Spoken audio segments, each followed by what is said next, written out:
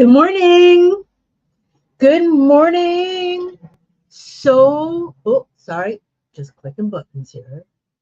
Good morning, Jesse. Good morning, Barb. Good morning, Cindy. Good morning. Good morning. Bella says good morning. She's a little bit needy today. We're going to try to do this with her in our arms, or at least until she gets fussy and I set her down. Okay, so this is part 2 of Battenberg Lace. Last week, you might recall that I had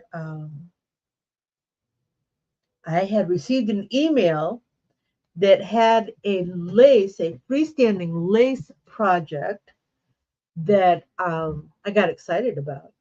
Uh, Again, most of you know that I will be teaching freestanding lace classes at Applique Getaway 2024, mentioning that in case anybody watches this, like in 2025. Um, but so I've been doing a lot of lace research because you want to know your subject when you go to teach it. Uh, so this popped up, and let's see if I can pull it in here. There it is. And this is the design pattern that I purchased. That was part of that advertisement. This design can be found at Urban Threads Embroidery Library. They do wonderful work. Um, just do a search for Battenberg Lace. They have a whole selection of different design files. And what I did last week was I took part of it, see if I can do it again, and pulled it off to the side so that we could analyze it and determine what size the stitches are. If we increase this and we do a little in file measurements, we will find that the width of this satin column is about 1.25 millimeters.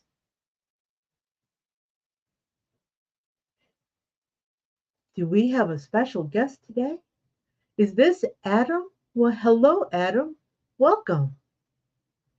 Haven't seen Adam for a while, but then he's busy with school, which is almost done for the year. Yay. So, going back to our analysis regarding this lace, we know that it is 1.25 millimeters wide, and we know that the density is also 1.25. So, with that in mind,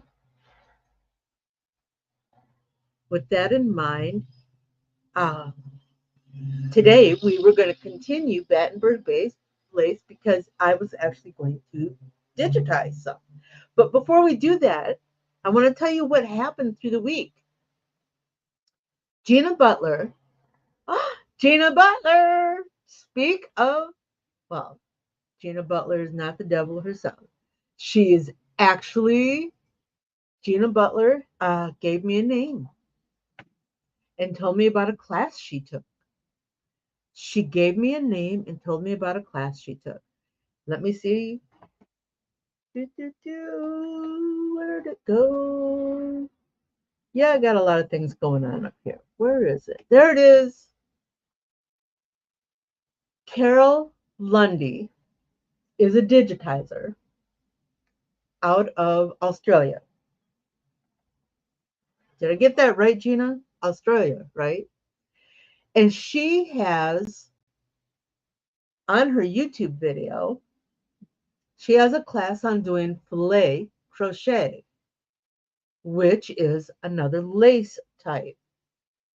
She also has a class that you can purchase on replicating bobbin lace.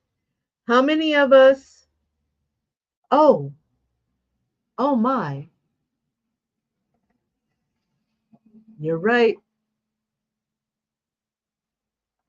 The name is Carol Undy, not Lundy. My My apologies. One moment. I now have a tickle in my throat. Good morning, Frank. Good morning. Good to see you. But on her YouTube video, she has a filet crochet that she is teaching.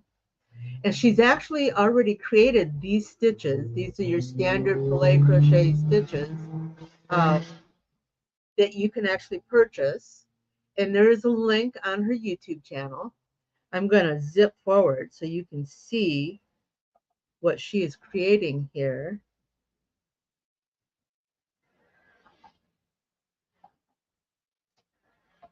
She is going to create this letter C using those stitches.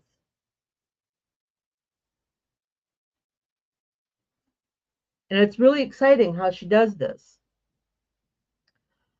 I also, Karina, hello. We have a guest from South Africa. Hello.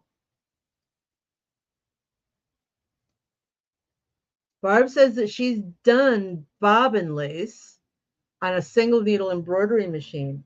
Well, Barb, you know what else I found? Yes. Let me go back to Carol. You know, I get so excited about this stuff that I start spazzing about where I'm going.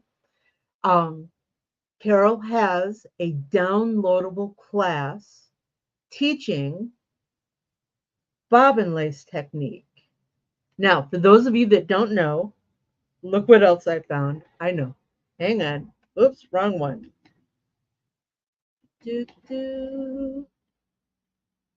This is bobbin lace. I don't know if you can see it, but there is a pattern here. And using the bobbins, she is creating lace. Adam, are you saying that you've digitized bobbin lace or that you've actually created lace using bobbins? Um, Beautiful, beautiful work. But, you know, just like tatting, um, crochet work, I don't do crochet work anymore. Um, I don't knit anymore. Adam says that he is digitized bobbin lace. Well, we're going to have to compare notes, aren't we? Um, where do we want to go next? So the bobbin lace is going to look, when her bobbin lace is done and following her pattern, she will have a piece of lace. Now this particular piece, all right, Bella, this particular piece, now I haven't done anything with it yet. Cindy had suggested lining the bag. Well, I think I'm going to do that, but I want to find some special fabric to do that with.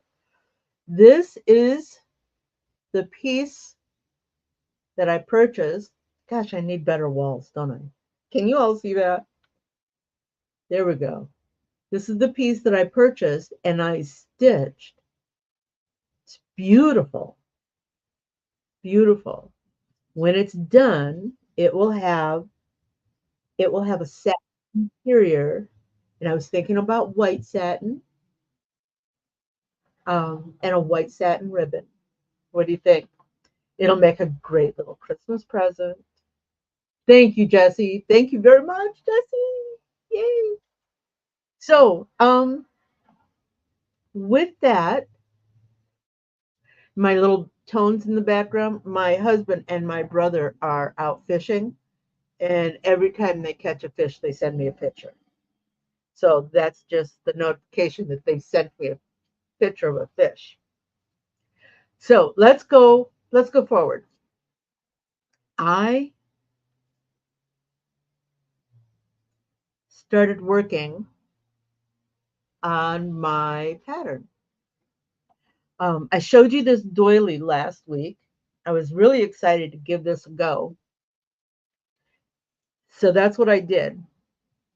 And though the picture is kind of skewed, remember you have to kind of work with what you've got here. I did want to use it as a guideline. I did see that there are different points of reference. So what did I do first? Well, the first thing I did, and I built this in sections.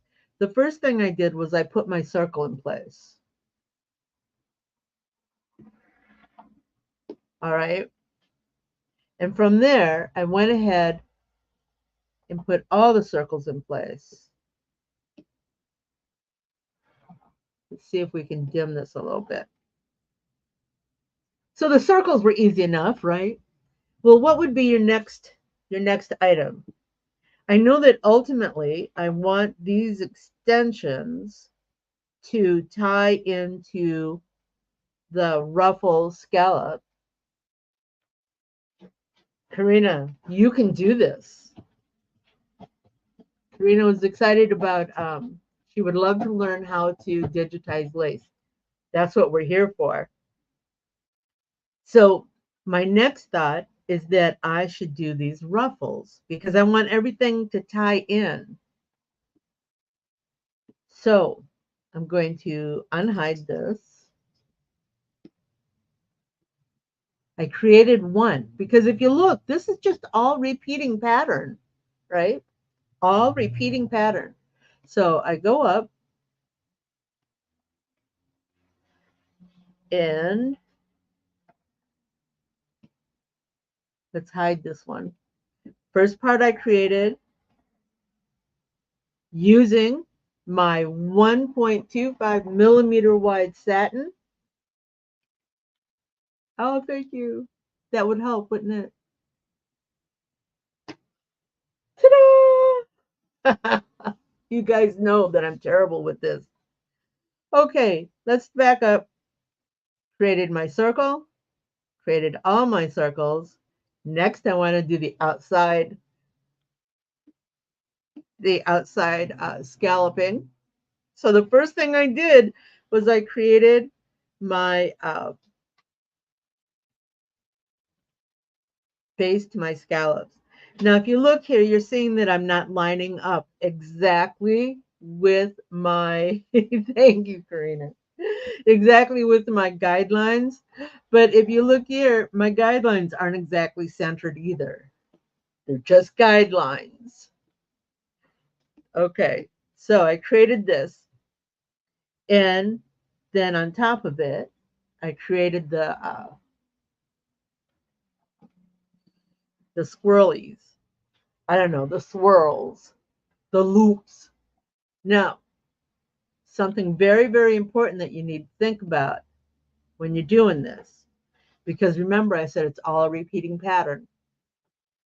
Your starts and stops and how you're going to tie in from one set to the next. So I'm going to increase this.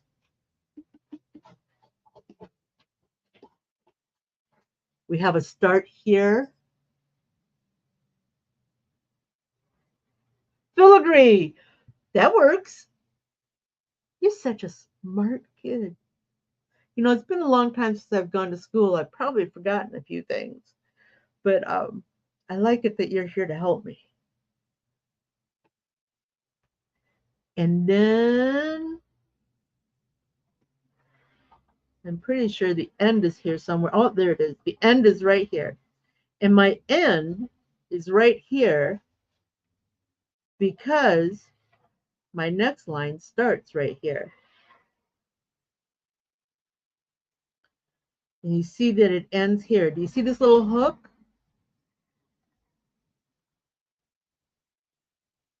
Oh, Gina has.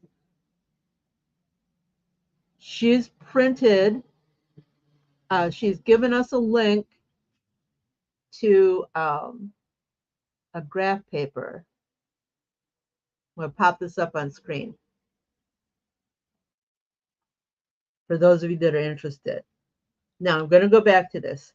Do you see this hook? Remember, the other thing I said is you have to make sure you have a tie-in. Over here, it goes down.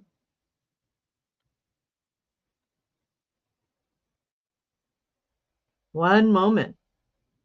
And over here, it goes up. Adam wants to know if I have a structural run underneath that. I do, but it's not typical to when I do other lace projects. We want to keep this light and airy. We also want to make sure that it makes a continuous run. So that's why our starts and stops. Oh, the link is broken. It's okay, Gina. We'll figure it out.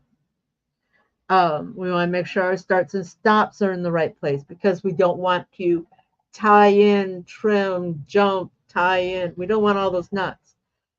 So I'm using just a center run underlay. And what happens in most cases is that it will do the underlay depending on what the piece is, and then it will come back and do the satin to get back to our start point. Once I have that section built, I'm going to group it, and then I'm going to use a function in my software. And if you don't have that function, that's okay. You can manually do this by copying, placing, and turning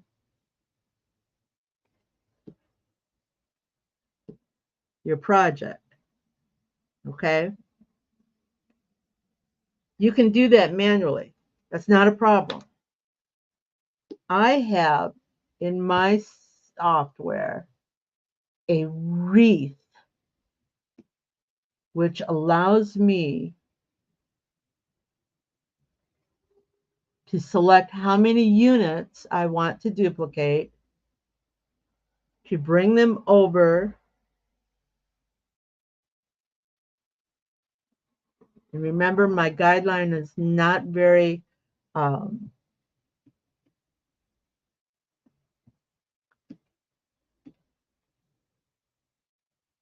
okay. It laid all 8 pieces together. Now I'm going to, what am I going to do? I'm going to hide my lines here because at this point, I'm going to hide my circles because we don't need to play through those. And now, want to see? We're going to just do a virtual stitch out.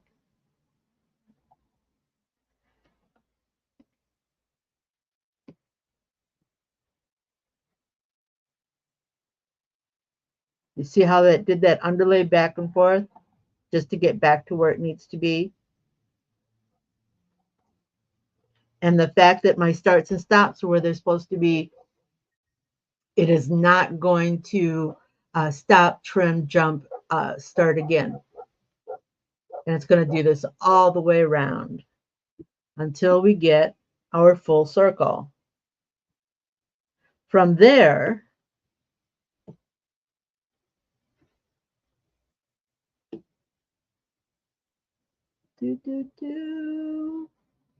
we looked to decide what gets built next. We have our circles. We have our scalloped lace edge. And we're doing this way because we want everything to tie in. My decision was to next do this section here.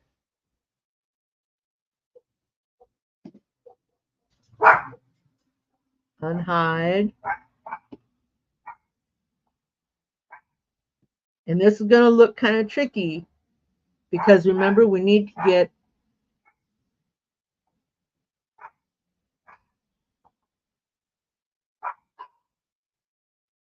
in the opposite direction. Are you saying that in some softwares it will go to the right versus to the left? Yes, you're right. That is correct. And you need to be aware of that for your starts and stops, which means that in my case, I did two so that I could run it and see which direction it was going to go in. And then I corrected because I was going counterclockwise and it was going clockwise. So I needed to um, make sure how this was going to work. So here's my piece. I started out with the yellow bits. We're going to zoom in here.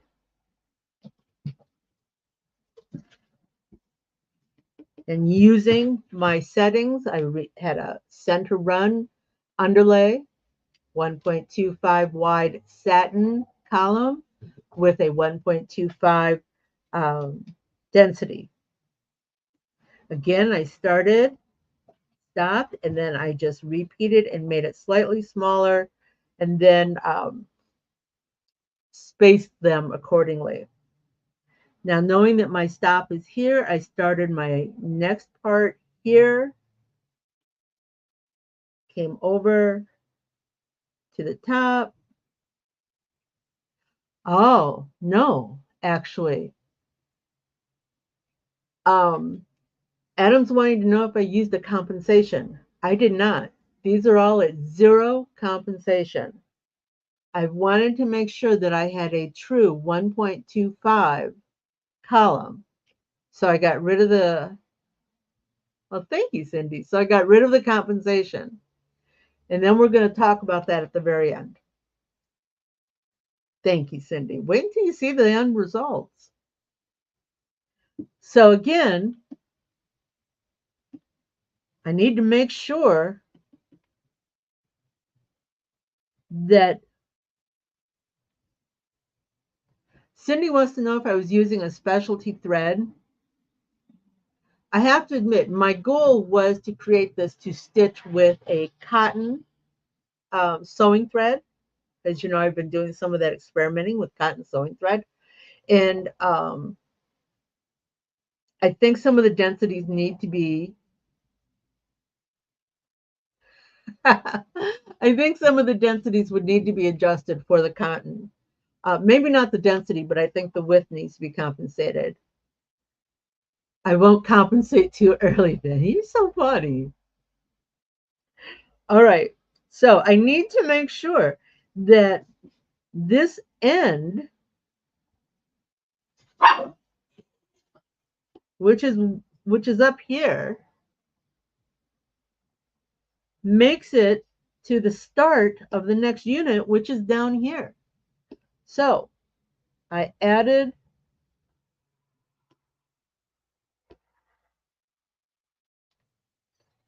and I don't think you can see that.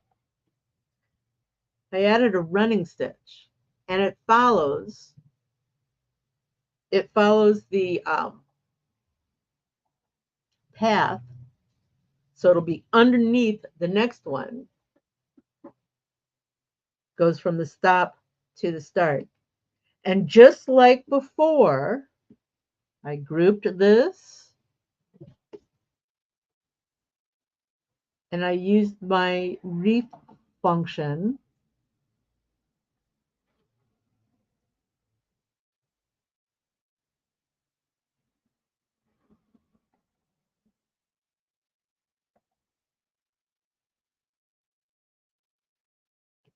And of course, they're all off. Oh, okay, so they're all off, but that's okay, right? Because when it's all said and done, we're going to do any kind of edits that are needed. We're going to make any changes that we need to make. Um, with that, we then did,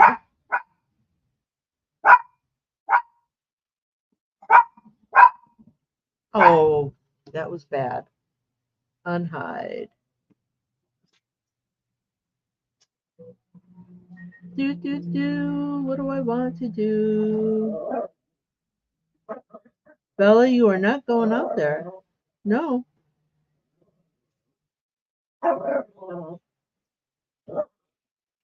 Something's going on outside. She's got herself all upset.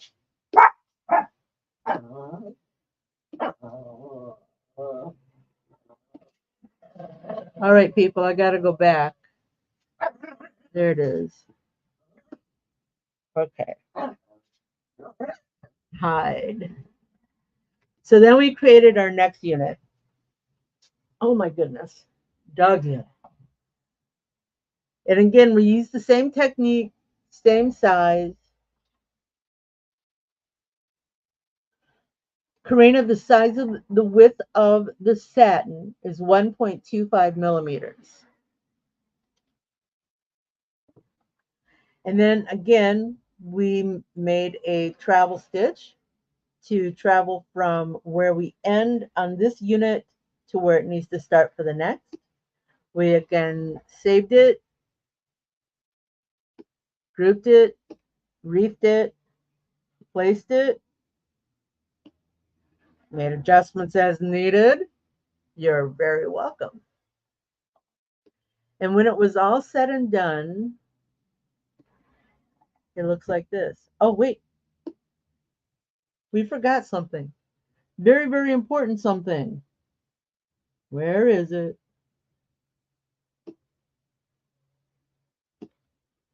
We forgot the middle, the center,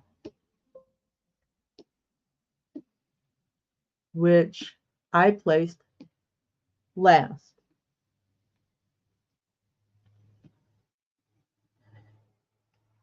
And I wanted to do something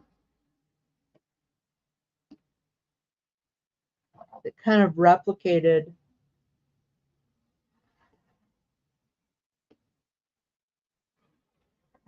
the center stitching in crochet work. So I just built a piece on top of a piece on top of a piece, and it ties in itself very nicely.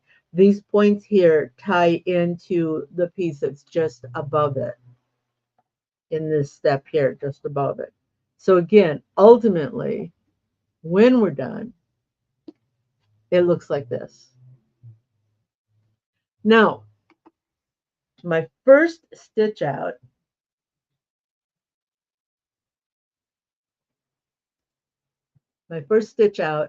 looks like, Bella, you gotta go. I need two hands. There we go. And this first stitch out, and yes, it seems really stiff, but that's because I haven't thoroughly rinsed it. One of the things I didn't like that I changed in this one, this is actually called doily 2, the one we were just looking at. This is doily 1. I didn't like how these points didn't catch everywhere. Some of them did catch, but most of them did not catch. So that's why we did an edit in, yeah.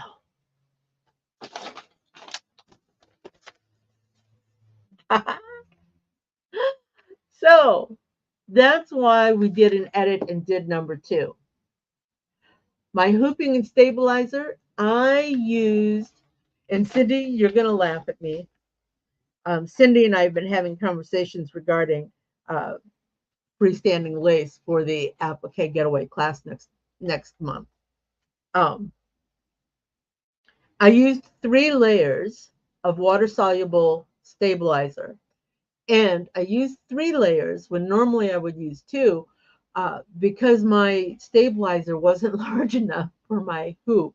So I needed to put 1 layer down for the horizontal and then the 2 layers for the vertical to hold it all in the hoop. I have since ordered some larger water-soluble stabilizer. It's on its way. And you would generally use a matching bobbin thread, but you know, these are tests, so I didn't, right? So I redid this, and I'm pulling a Cindy. Yes, I am. You taught me well. I was so much happier with the way this one stitched out.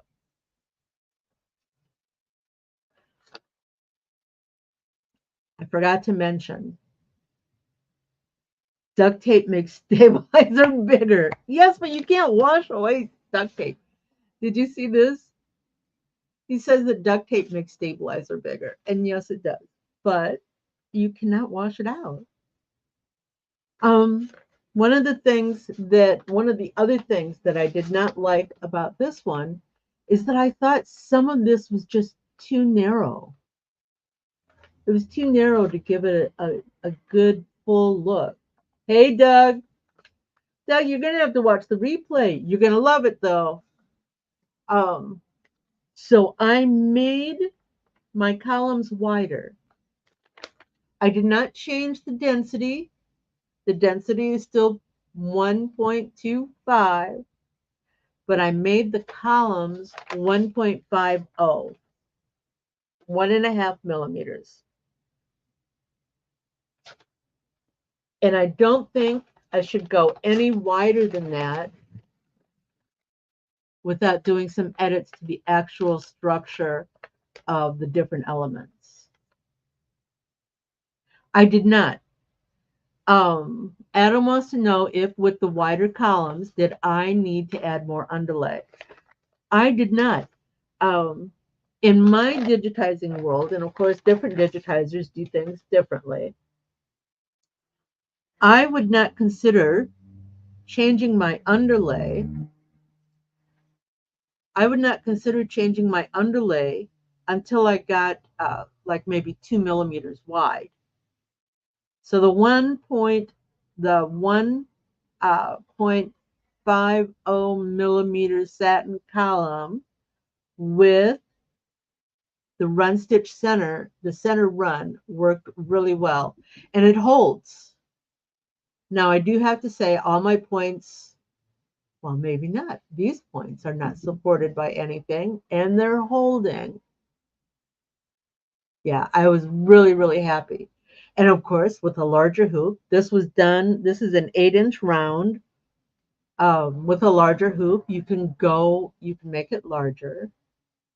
Remember when I was a kid, my mom and I would sit Sunday afternoons crocheting. I mean, we did it more than just Sundays, but that was our time, Sunday afternoons. Um, and we would make some really, really, I'm sorry, I'm laughing here. We would make some really beautiful, intricate, ruffled, beautiful doilies using cotton crochet thread, and they were beautiful. So, kind of want to try to replicate something like that. Let me catch up here. I wonder if you could cut a strip of. Oh, I see what you're saying. Cindy's wondering if she could take two parts of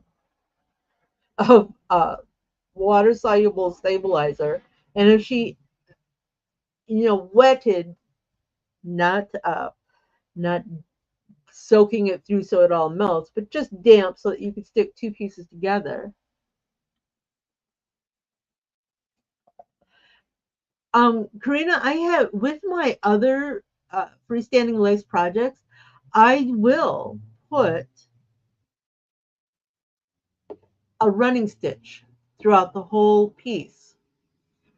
But these were very open density columns. They were very narrow columns. And I was using the center run, making sure my starts and stops were exactly where they needed to be. Um, and I didn't think it was necessary to put those extra stitches in there, that whole run of extra stitches. Give it a try. Um, I think use the use the I was going to say use the 1.5 millimeter column with a 1.25 density, but do some test work. Maybe just make a bunch of circles, make sure they tie in together, stitch them out, test them, and see if you like it.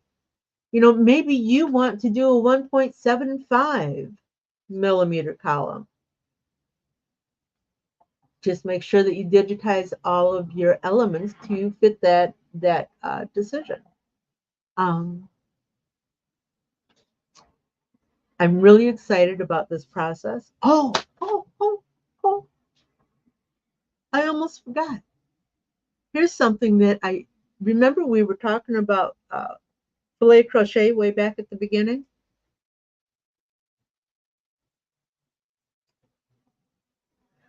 This is some filet crochet. This is back from years and years and years ago when I first started. I was doing filet crochet. Um, haven't done it. These are actually panels. They don't fit very well together yet. I don't even remember if these panels are actually supposed to go together.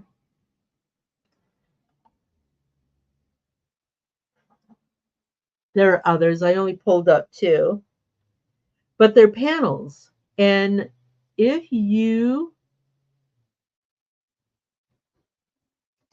if you rinsed this one, for example, and hooped for the next one,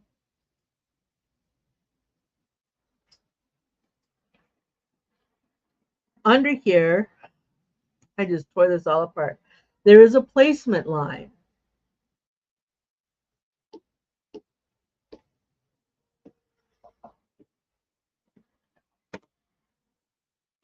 There is a placement line, and you'll stitch that on your stabilizer. And then you'll take this next panel and you'll place it in the stabilizer, and you'll start stitching here. And what that does is it ties this panel into the first panel. And then when you go to stitch the next panel, it stitches a placement line, and you can make your next panel um, attaches to the previous panels. Filet crochet. All right. I'm so excited. These are going to be honorable mentions in class next month. Applique Getaway.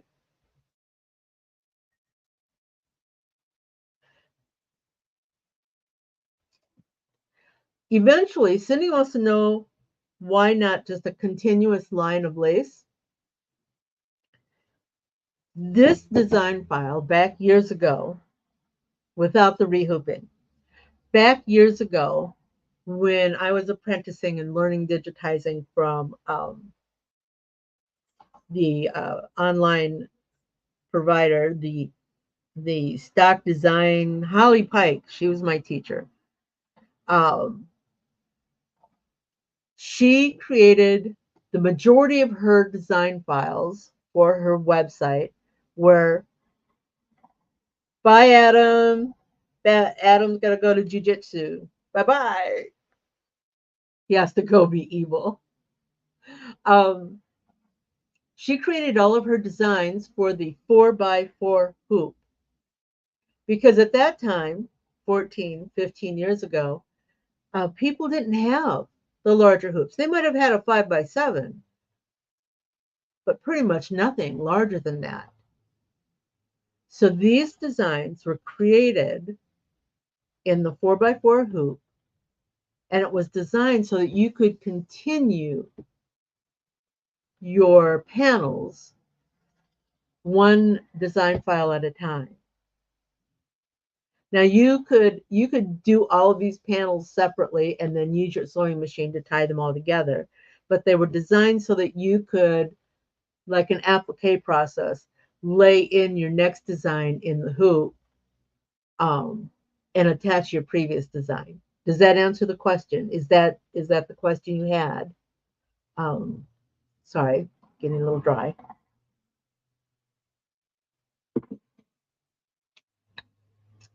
So with that, what are we going to talk about next week? We'll figure something out, won't we? Oh, do, do, do. Yep. All right. We're into a little bit of overtime. That's okay. I think we got a lot covered. Um, kind of sporadic.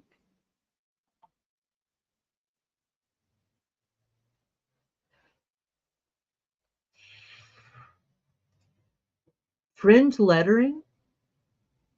Karina, you're gonna have to give me an idea of what fringe lettering is. Gina, Karina, I'll be right back. Gina, thank you so much for bringing me to Carol, for bringing her to my attention. I purchased um, her class. It's a bob and lace class, but it's still the same stuff. Plus, I have her filet crochet stitches, and all thanks to you. Thank you. Lace is very exciting. Karina, send me send me a comment here, or send me an email. My email address will be in the description on YouTube. Send me an email, send me a picture of what fringe lettering is, and I'll research it and we'll put something together. All right.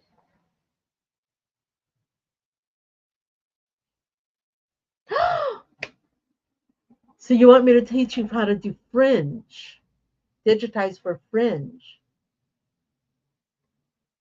It is, Gina. It is a great diversion from our regular day to day work.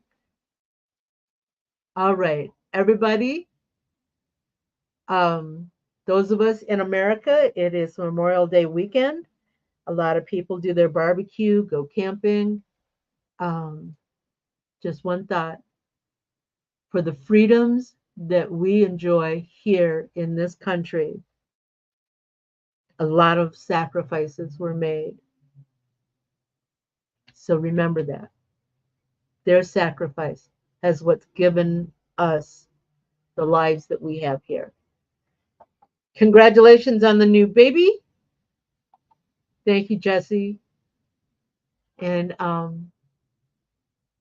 we're going to go now. Wasn't that fun? Do you have more questions? Do you want to learn something new? Join me at quicktostitch.com for coffee and conversation, and we'll talk about it. Embroidery machines, designs, and business. Hope to see you soon. Bye now.